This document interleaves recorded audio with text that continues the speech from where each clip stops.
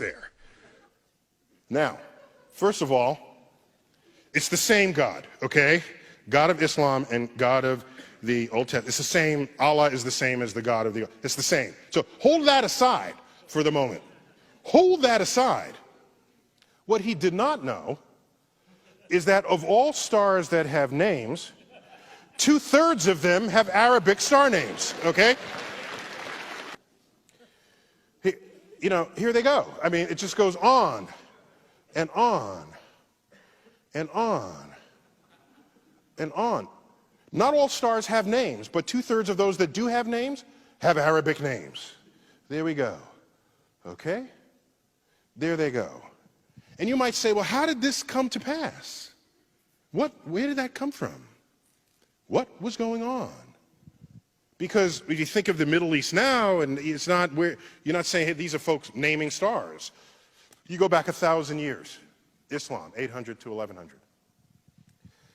In that period, which is generally called the golden age of Islam, of Islamic science, golden age, true gold. There was no greater golden age in the history of the world before or after.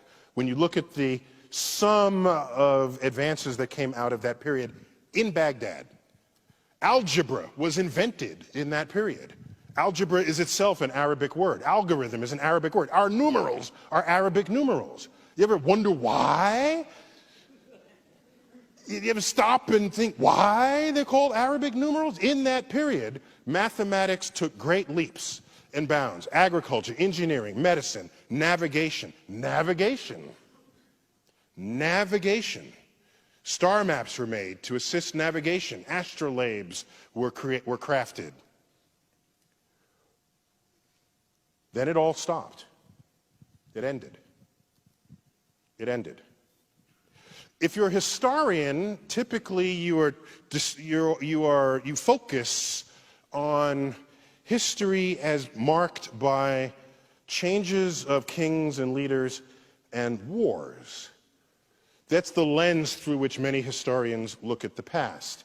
And so if you ask people, they'll say, oh, the Mongols sacked Baghdad, and so that's why it all ended. If that were the only force operating, then later, when the Islamic culture rose, you would still see this tradition of scientific innovation. But it has not recovered. It has not come back at all compared to what was going on in that 300 years. And what you do is you read the writings of Al-Ghazali, who was a Muslim cleric, and he was to Islam what St. Augustine was to Christianity. What he did was he taught you how to be a good Muslim. He taught you how to read the Quran and how to obey the commands, because back then people were just interpreting it for themselves. He came along, he was an academic scholar. He interpreted the Quran. He said, this is how you must do it. First had social influence, and then political and cultural influence, and basically his interpretation took over. And in that interpretation, it included the perspective that the manipulation of numbers is the work of the devil. This cuts the kneecaps out of any mathematical advances that would unfold. Math is the language of the universe. If you take that out of your personal equation, you no longer contribute to the advance of human understanding of that universe. And that absence of Muslim presence in the frontier of science persists to this day. Take a look at the Nobel Prize from 1900 to 2010. I can do this for the Jews, for example. How many Jews in the world? There's like 15 million tops, 15 million out of 7 billion people. These are the numbers of Jews who have won the Nobel Prize in the sciences. 25% of the Nobel Prizes. We have a Jewish person in the audience. Congratulations. Okay, fine. Okay. This is rightly something to be extraordinarily proud of. The traditions of Jews in the 20th century is one of education and scholarship. In earlier centuries, it was one of very strict sort of study of the Torah.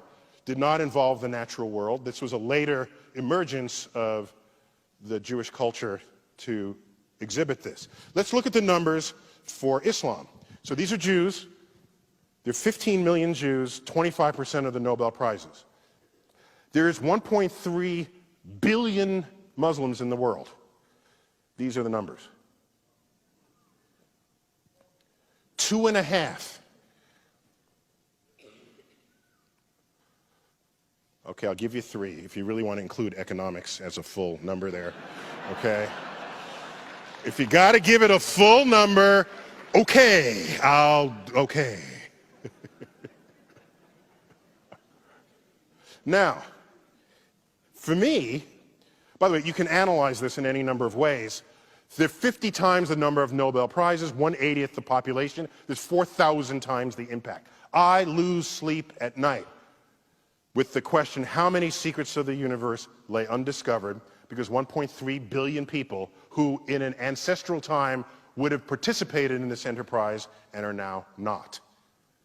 That's what I think of as a scientist. Whole populations. By the way, there are other populations that never contributed. I'm not going to them and blaming them. I'm talking about a population that already did contribute. It's in the cultural heritage already. All we're asking is to resurrect it. It has not happened.